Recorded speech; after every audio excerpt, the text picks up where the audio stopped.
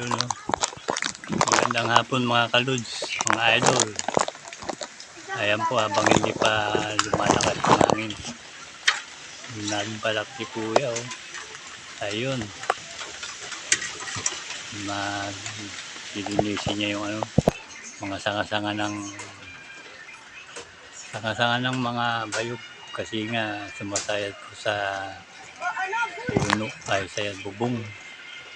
Baka masira yung bubuhan kaya tinabas ni Lolo Deng. Masipag po yan eh.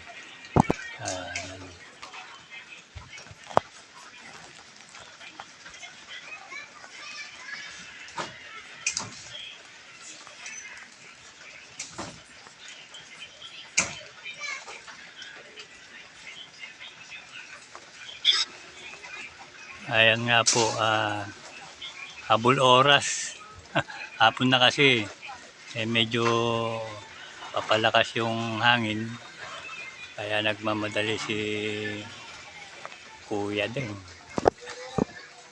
Baka sumabit-sabit yung sanga eh.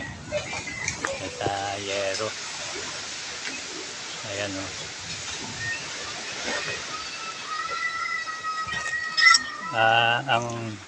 Ang una niya munang pinutol yung mga sanga ng mulberry. Mga sanga ng mulberry yan. Ayun. Inabot niya yung sanga ng bayog. Habang hindi pa masyadong malakas yung hangin. Kasi darating daw si Christine.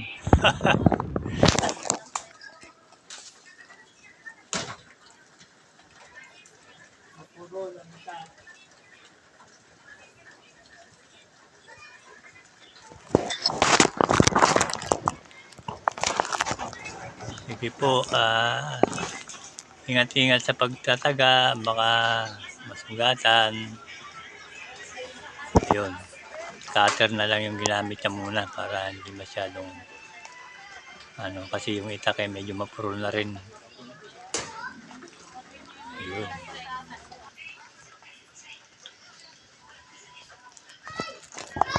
Pipindutin pa ba yung...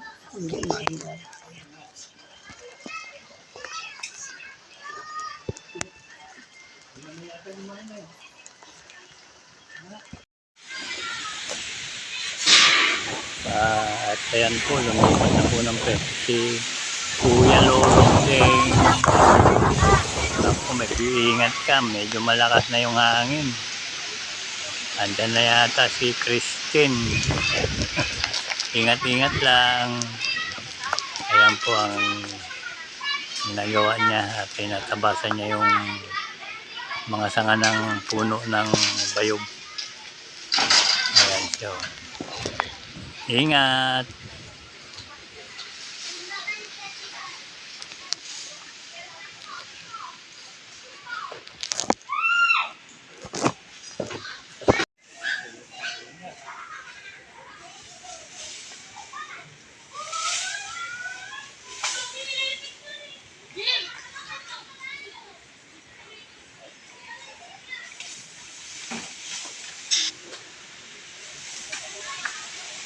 Ayun, naputol din yung sanga. Medyo malakas na po yung hangin. At saka basa po yung yero. Ingat ka dyan.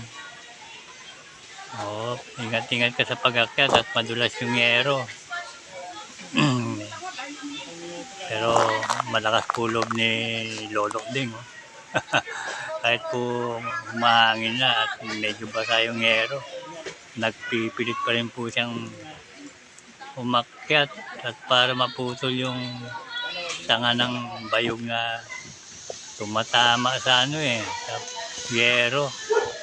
Pag humangin, pumagaralgal yung yero, siguradong mabubutas. Ayan po, sipag talaga si Lolo. Lolo, Kuya Deng, ingat ka dyan.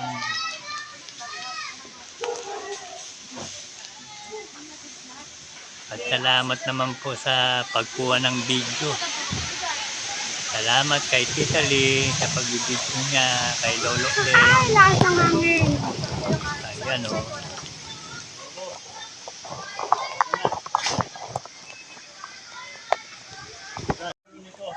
Alin? Ah. At ayan po, medyo napagod si Lolo Kuya Ding. Nadulas yata yung pa. Kaya pahinga muna siya, pahinga. Habang hindi ko na lang tatagain. Bumaba na po siya. Mamaya niya na lang itutuloy. Ayun o. Pahinga muna, Kuya Lolo Ding. Salamat sa pagbibideo.